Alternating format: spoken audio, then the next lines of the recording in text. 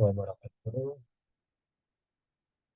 Kita masih creativity and innovation ya.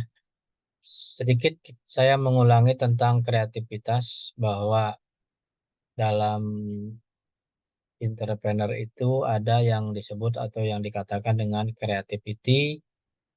Mana ya? Ini PPT-nya akan saya buka.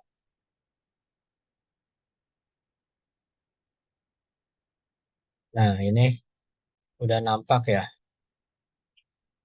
Sudah, Pak. Oke, ini tentang masih kaitan dengan kreativitas walaupun minggu kemarin sudah dibahas tapi ada kaitan dan masih banyak sebetulnya karena memang materi yang kreativitas agak banyak. Nah, di sini seperti yang kemarin saya bilang bahwa creativity atau inovasi dan kreativitas itu adalah inti dari kewirausahaan. Ya, pada dasarnya sebuah inovasi dalam berusaha adalah kemampuan untuk menerapkan solusi kreatif terhadap masalah dan peluang untuk meningkatkan atau untuk memperbaiki kinerja usaha. Nah, itu inovasi ya. Jadi inovasi itu eh, berusaha untuk menerapkan kemampuan untuk menerapkan solusi kreatif. Kreativitas dapat dipandang sebagai kemampuan untuk mengembangkan ide, baik ide baru dan untuk menemukan cara baru dalam melihat masalah dan peluang. Jadi memang yang seperti kemarin saya bilang bahwa kreativitas dan inovasi ini satu satu apa ya bahasanya? Satu kata atau satu kalimat yang memang tidak bisa dipisahkan. Kita bicara creativity, otomatis kita bicara inovasi. Begitu juga sebaliknya ya, karena memang satunya satu sama lainnya berkaitan ya. Kemudian berikutnya yaitu tentang definisi baru di sini tidak terlalu berarti definisi baru di sini tidak selalu berarti original, melainkan kebaruan atau diperbaharui yang berarti juga adalah improvement ya, improvement karena inovasi tidak harus selalu barang atau jasa baru, melainkan perbaikan atau pengembangan dari barang dan jasa yang sudah ada. Nah, ya, jadi ini mengulang aja bahwa inovasi itu tidak harus barang atau jasa yang baru. Jadi teman-teman kalau kita berinovasi tidak harus menciptakan barang atau eh, jasa yang baru apa gitu ya. Kadang-kadang kan itu yang susah. Tapi kita berusaha untuk mengembangkan dari barang atau jasa yang sudah ada di inovasi ya. Ya di inovasi dalam arti ya semaksimal mungkin supaya barang yang kita inovasi itu akan menarik perhatian konsumen akhir atau pasar ya. Entah itu kalau barang itu dikasih gambar, kalau makanan mungkin dikasih topping, kalau perumahan mungkin dikasih minimalis atau model batu-batu alam, banyaklah inovasi-inovasi ini ya. Dari hal yang terkecil sampai hal yang terbesar. Jadi eh, teman-teman juga bisa berinovasi, tidak harus menciptakan barang, tapi menginovasi barang ya. Ya, banyaklah anak-anak muda yang sekarang bikin konten YouTube, bikin TikTok, itu inovasi misalkan contohnya dalam hal pendidikan, eh, aplikasi akuntansi misalnya. Itu yang semula memang agak ribet ya, kayak Jahir atau sorry kayak Absolute atau Mayob itu kan agak ribet. Tapi orang berinovasi sehingga keluarlah aplikasi baru yaitu Jahir. Jadi dengan Jahir akan lebih mudah untuk dipelajari, dikuasai sama orang gitu ya.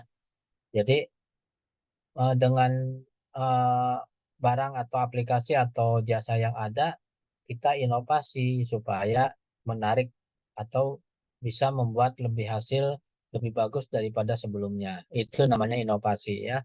Tapi kalau kita merubah barang jadi akhirnya tidak keruan itu bukan inovasi, namanya itu merusak barang ya.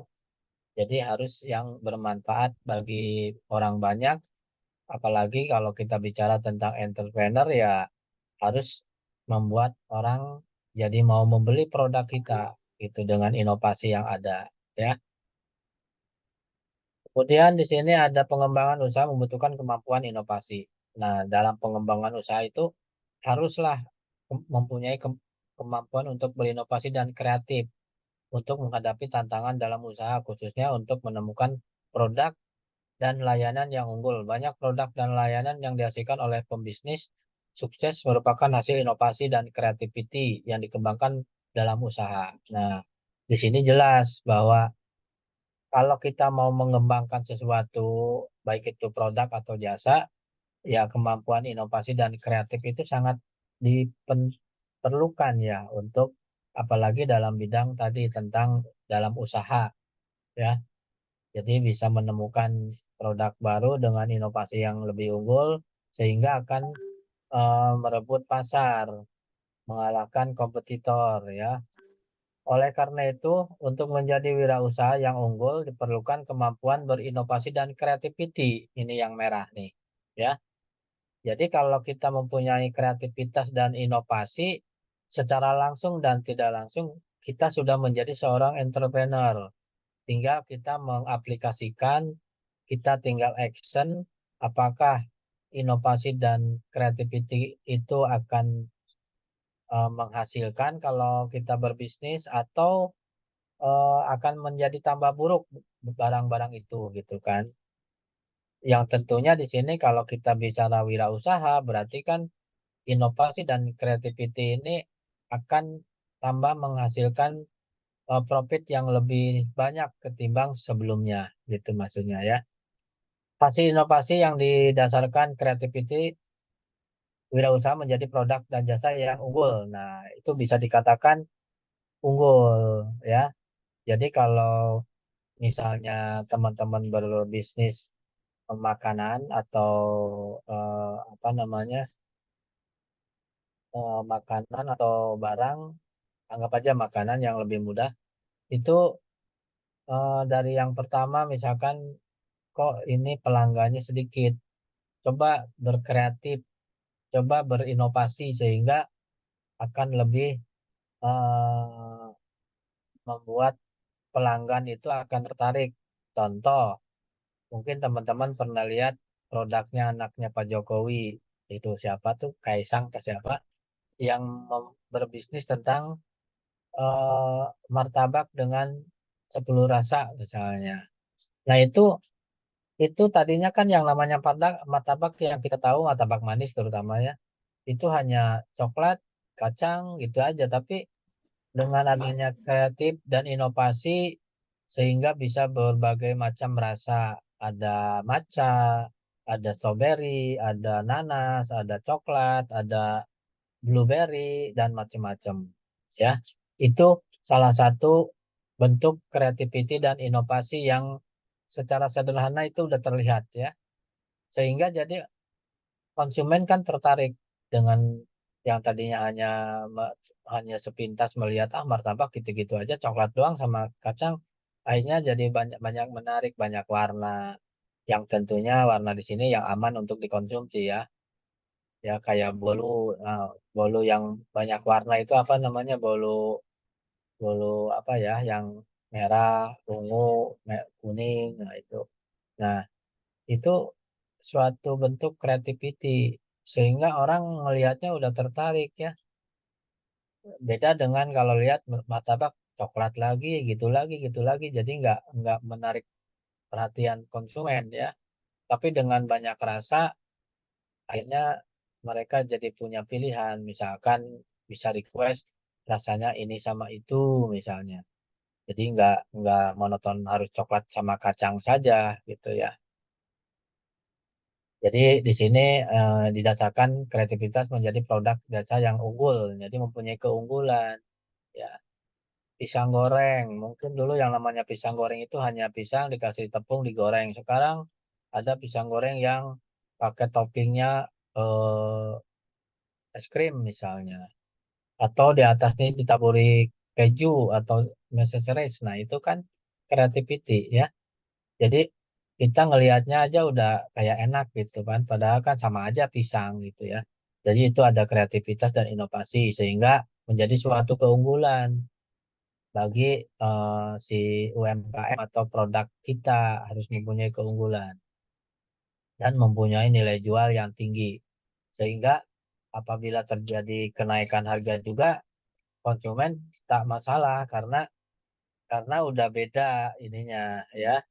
Seperti yang minggu kemarin saya cerita tentang apa ada usaha tentang bakpao yang digambarin untuk apa menarik anak-anak. Nah, itu juga creativity ya.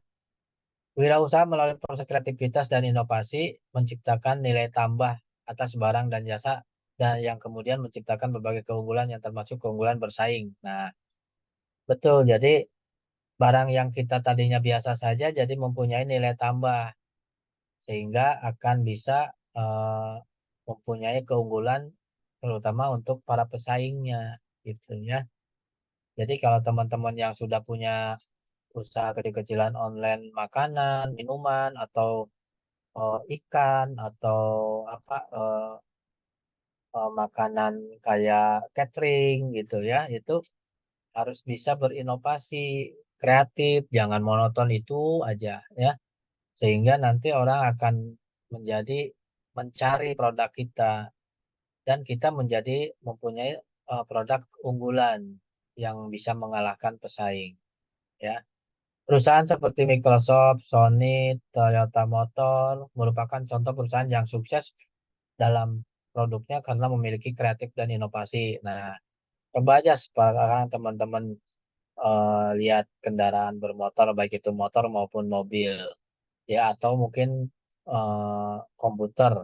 Dulu yang namanya komputer itu kan besar, habisin tempat. Sekarang ada laptop yang mungkin laptop juga tambah tipis sehingga tidak makan tempat dan sangat efisien, tidak berat juga. Begitu juga dengan kendaraan bermotor, kan setiap tahun pasti motor berubah-berubah ya. Dari mulai yang bentuknya kaku, tambah halus, tambah halus, tambah halus, sehingga tambah ke sini tambah bagus ininya, apa bentuknya. Mobil juga sama. Coba teman-teman perhatiin mobil Agya. Agya itu dulu pertama keluar kaku, bentuknya ya kayak gitu.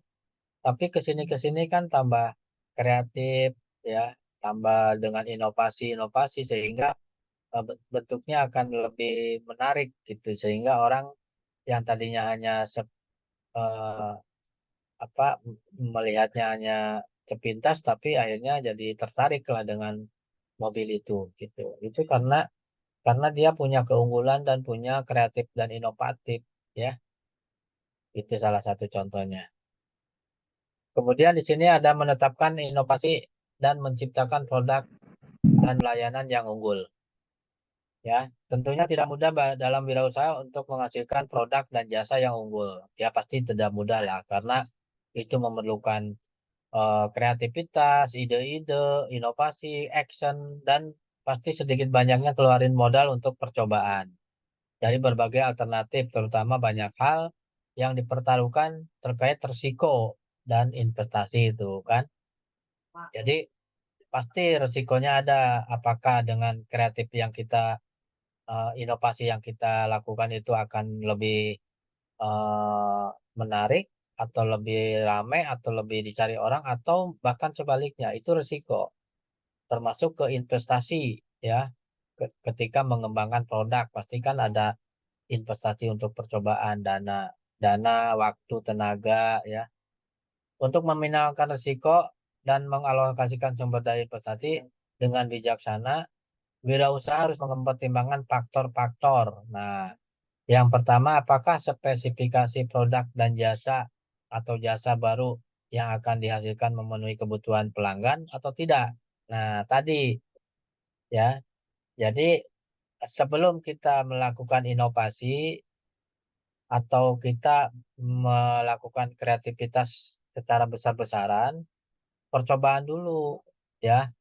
Itu yang dikatakan dengan risiko investasi ya. Coba dulu menarik enggak bentuknya, enak enggak rasanya, rame enggak, orang mau lihat enggak. Nah, sehingga di situ akan eh, produk yang baru setelah diinovasi memenuhi kebutuhan pelanggan atau enggak. Nah, kebutuhan pelanggan di sini bukan berarti kebutuhan yang disebut kebutuhan pokok, tapi kebutuhan pelanggan di sini ya pelanggan merasa tertarik dengan produk kita, ya. Mungkin dulu yang namanya kopi nggak ada yang namanya topping-topping, sekarang banyak toppingnya. Itu salah satu ya. Kemudian yang kedua, apakah produk atau jasa baru tersebut layak untuk dipasarkan? Nah, itu harus dievaluasi ya. Layak nggak kira-kira dari segi keamanannya, dari segi bentuknya, dari segi rasanya, ya. Jangan sampai kita menginovasi bentuknya bagus tapi rasanya tambah pahit. Nah, itu nggak akan laku, ya. Walaupun bentuknya bagus, tapi eh, rasanya tidak begitu enak. Nah, itu juga akan jadi masalah, ya. Yang ketiga, apakah proses pembuatan produk ini sudah dikuasai dengan baik? Nah, dalam arti dikuasai di sini eh, sesuai dengan SOP-nya, maksudnya jangan tanggung, jangan ragu. Mungkin untuk pemula pasti minimal gagal lah. Kalau untuk selanjutnya kan dari belajar di kegagalan akhirnya jadi inovasi dan kreatifnya itu akan lebih bagus ya. Kemudian yang keempat, bagaimana produk dan jasa dibandingkan dengan produk pesaing. Nah, kita juga mesti memikirkan produk pesaing ya.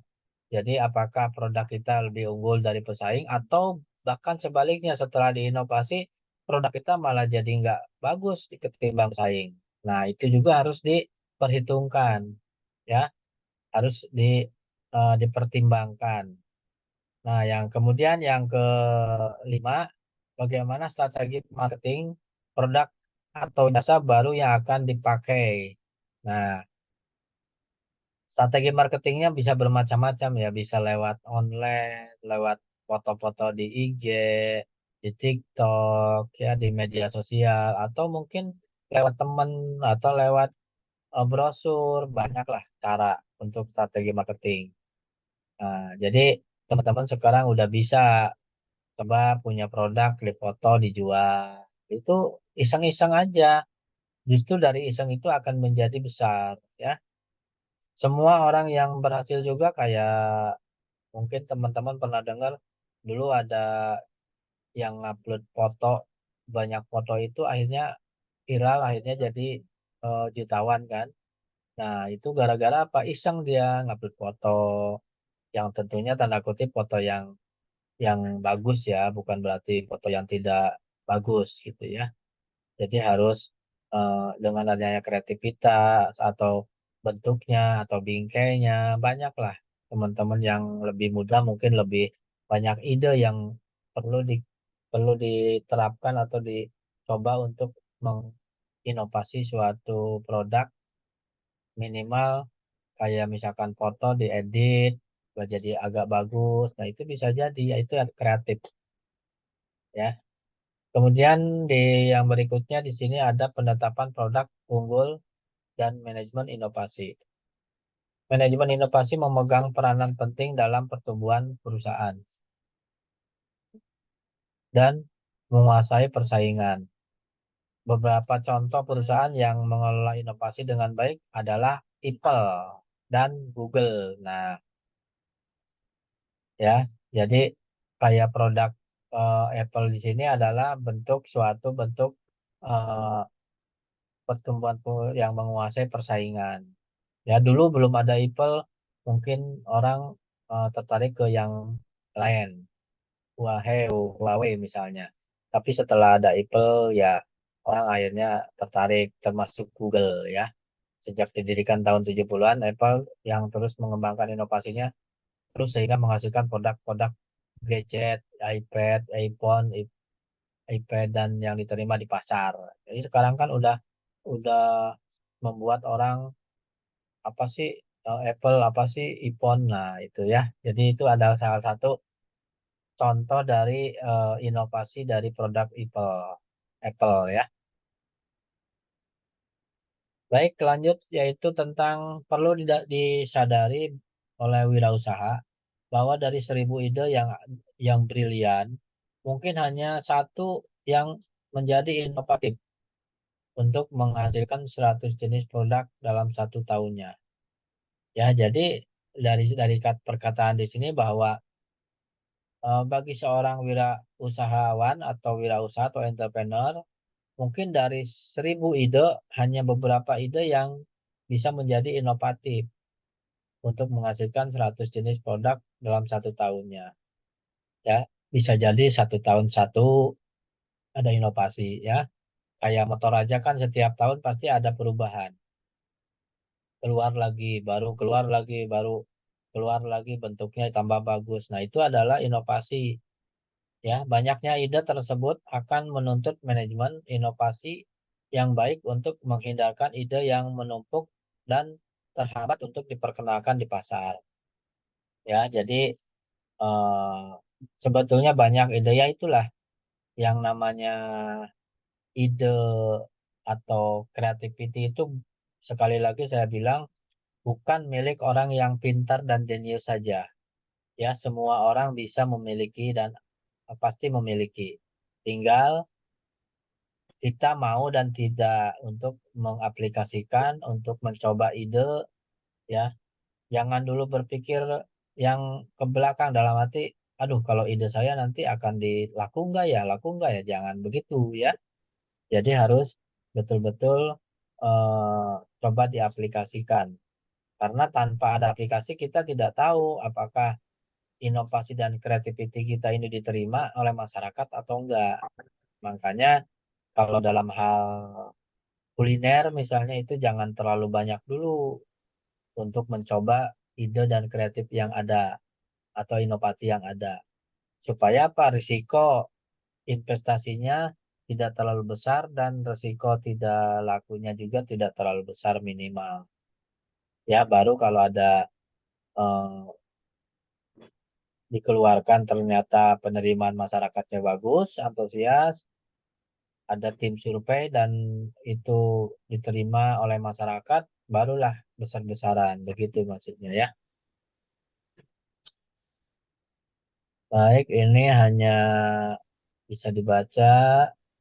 Nah, terima kasih ini kebetulan sedikit. Silakan kalau ada yang ditanyakan atau didiskusikan, teman-teman mungkin ada yang mau diskusi atau menyanggah, monggo silakan kita diskusi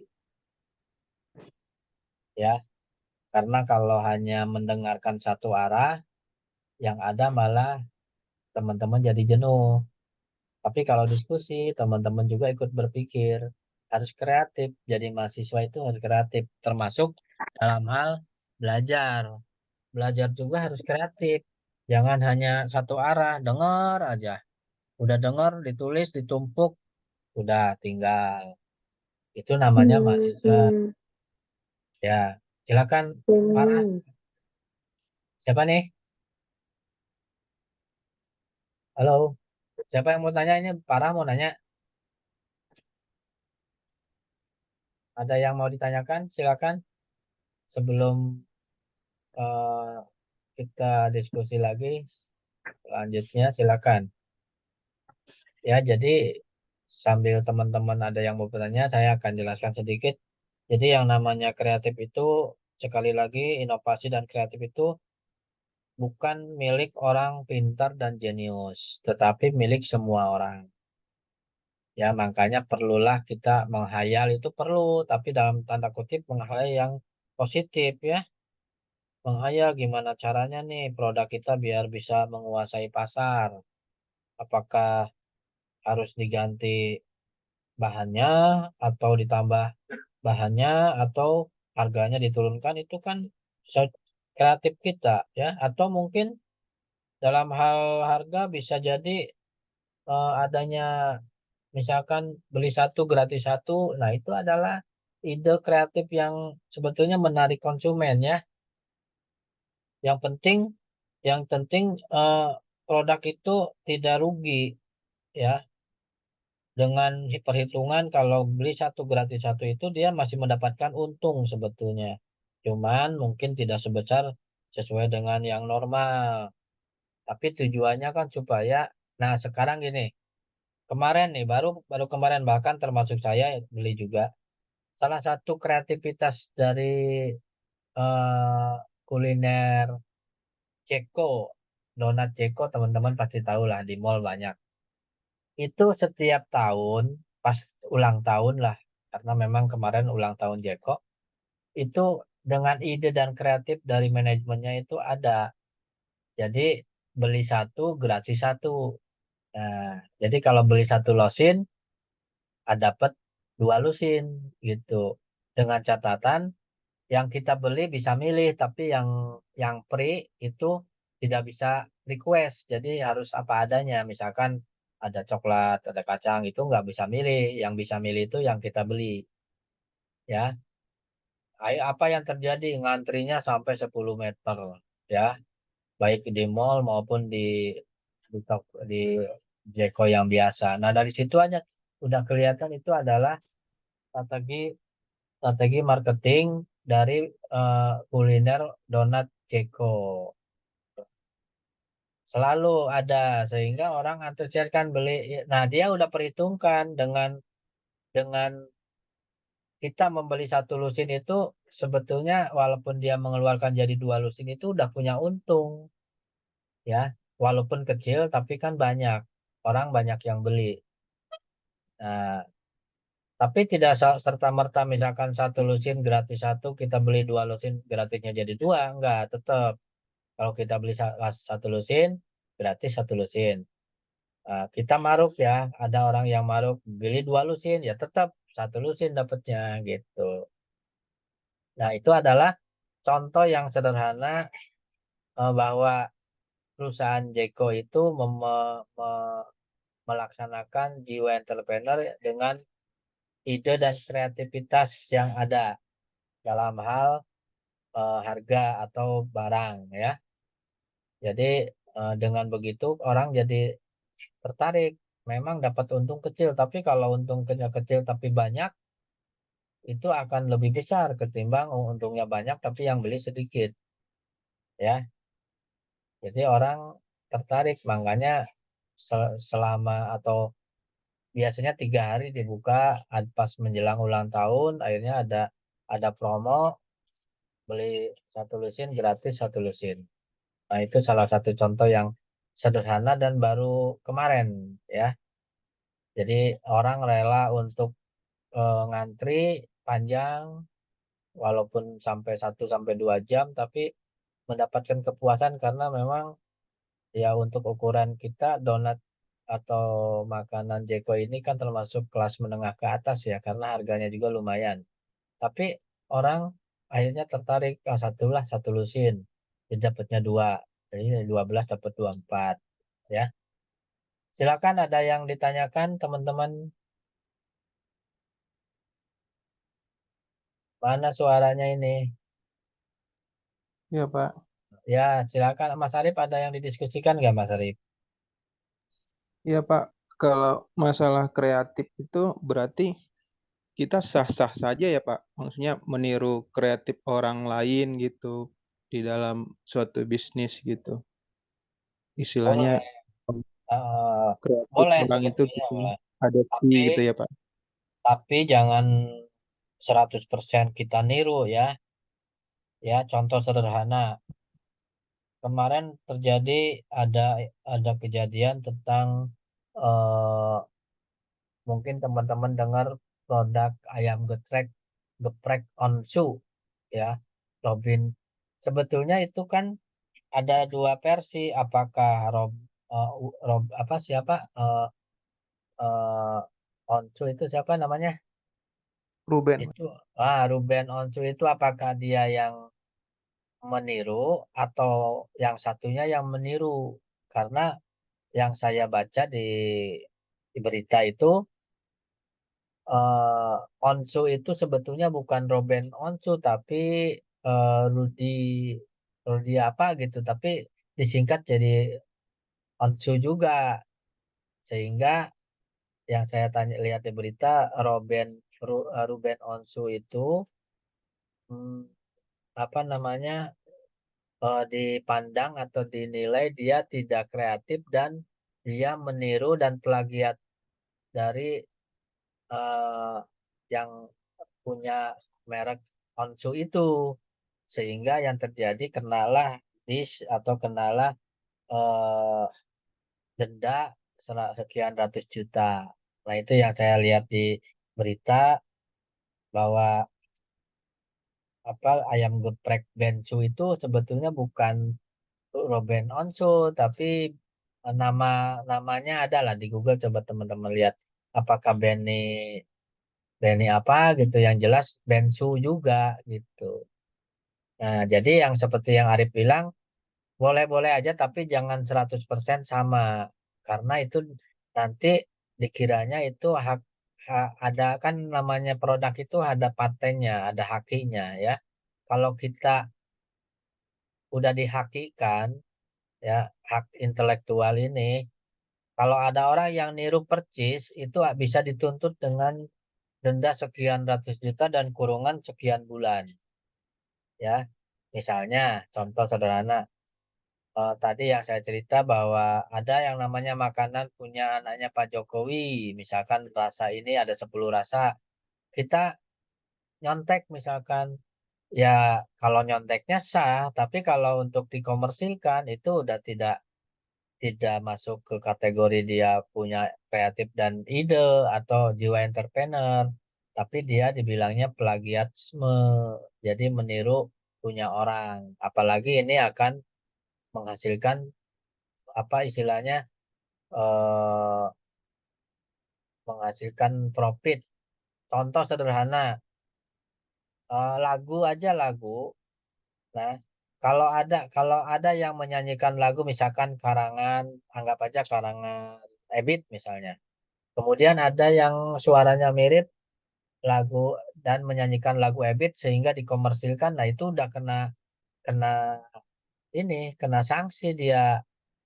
Paling tidak dia harus bayar royalti sama Ebitnya yang punya lagu, dan kalau suara mungkin bisa aja eh, terus ini ya. Tapi kalau betul-betul lagunya dinyanyikan dan dijadikan komersil untuk bahan ngejual produknya atau lagu itu, nah itu akan kena sanksi, kena apa, tidak harus bayar royalti ya. Jadi sebelumnya memang harus ada kesepakatan kedua belah pihak.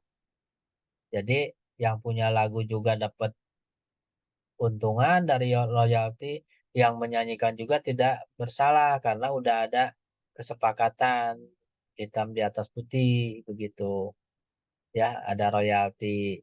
Makanya kalau teman-teman lihat di buku paket itu pada halaman kedua pasti ada ya, apabila sengaja dan tidak sengaja memperbanyak atau menggandakan buku ini tanpa sepengetahuan pemilik atau pencipta atau penulis, akan dikenakan denda sebesar 500 juta atau kurungan 6 bulan penjara. Nah, itu memang kalau udah dihakikan itu tidak boleh semena-mena. Jadi kalau yang tadi Ari bilang kreatif punya orang, ya bukan lagi kreatif namanya itu. Yang namanya kreativitas itu merubah atau tidak menyontek dari punya orang, ya.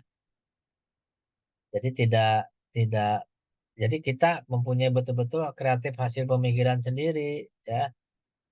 Kayak tadi aja, kayak lagu aja kan tidak boleh kita sembarangan menyanyikan lagu.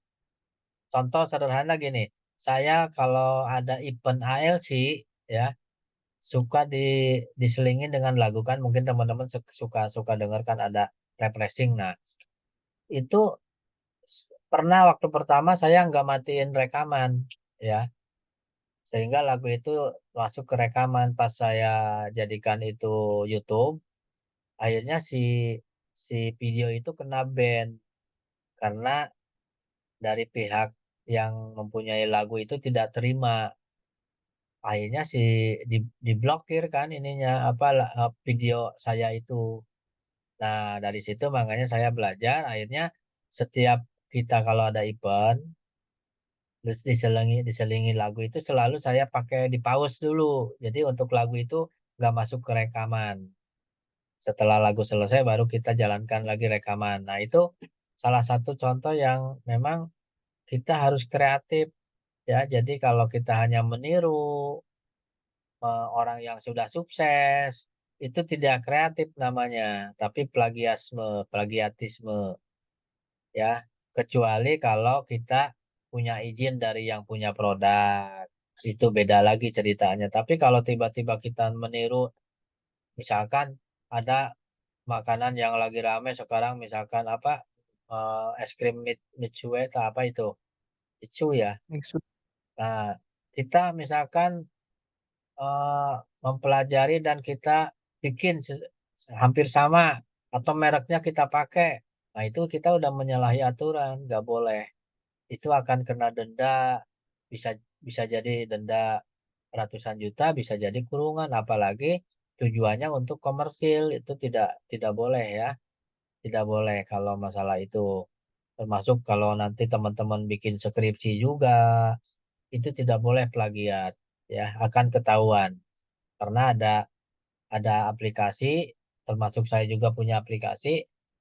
Aplikasi ini suatu aplikasi untuk menilai apakah teori yang kita sampaikan itu plagiat atau bukan. Nah, itu ada. Jadi kalau dimasukin ke aplikasi itu akan muncul yang warnanya merah itu plagiat, yang warnanya hijau itu aman. Ya, jadi bagi teman-teman yang lagi mencoba untuk merintis usaha kecil-kecilan, UMKM, online gitu, ya, jadilah pembisnis yang kreatif dan inovatif yang betul-betul memiliki jiwa entrepreneur. Jadi jangan eh, hanya meniru aja, meniru produk orang yang lagi laku misalnya, ya, itu tidak dibenarkan menurut eh, apa istilah bahasa di ekonominya itu, eh, undang-undang perindustrian dan perdagangan itu nggak boleh ya, kecuali kalau tadi harus ada kesepakatan kedua belah pihak. Begitu kira-kira Rip. Ya Pak, Oke, ada yang lain. Kita sampai jam berapa ini Rip biasanya? Sampai jam 7. jam 7 Pak. Ya, masih ada 5 menit lagi, silakan buat diskusi. Teman-teman ada yang mau ditanyakan? Ya, saya lihat di SSO masih online. Jadi kalau nanti offline, mungkin nanti saya akan masuk secara fisikal seperti dulu ya.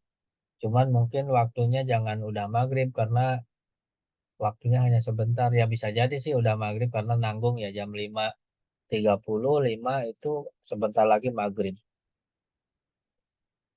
Silakan. Ada yang ditanyakan, kita nanti ada outing kelas juga karena sekarang ini udah pertemuan kelima ya. Kemungkinan besar Pak Reja akan mengumumkan ada outing kelas apakah kunjungan ke perusahaan apa yang berkaitan dengan mata kuliah ini, apakah setelah UTS atau satu hari satu kali pertemuan sebelum UTS. Itu nanti saya belum bisa diskusi sama beliau karena beliau masih, saya juga tidak mau mengganggu, beliau masih kurang fit sehingga saya tidak bisa mengganggu untuk diskusi terkait dengan outing class. Ada yang lain yang ditanyakan, silakan. Masih tersisa 4 menit untuk kita diskusi dan mengakhiri mata kuliah ini. Ini semuanya ada berapa orang, Arif? Sekarang 20 Pak yang hadir. Semuanya ada 29 ya? Ya Pak, lebih kurang 29. 29 Baik. gitu. Mungkin ada yang lagi kerja atau ada lagi di jalan atau lagi ada yang eh, apa tidak bisa ikut Zoom karena shiftnya pas kerja. Ya nggak apa-apa, nanti materi tetap saya share di grup dan rekaman juga seperti biasa. Silakan, ada yang mau bertanya atau kita akhiri sampai di sini karena materi untuk inovasi insya Allah udah selesai. Minggu depan ke materi yang berikutnya. Nanti kita lihat di SSO apakah terkait dengan eh, marketing mix atau terkait dengan strategi marketing. Nanti kita lihat ya. Baik, Kalau tidak ada silakan, ada 2 menit lagi di saya jamnya, mau dipakai untuk penutup, silakan dibacakan doa atau berdoa dulu sebelum ditutup, atau mau ada yang bertanya silakan. Terserah. Mana suaranya ini? Kok nggak ada suaranya? Ini kelas F.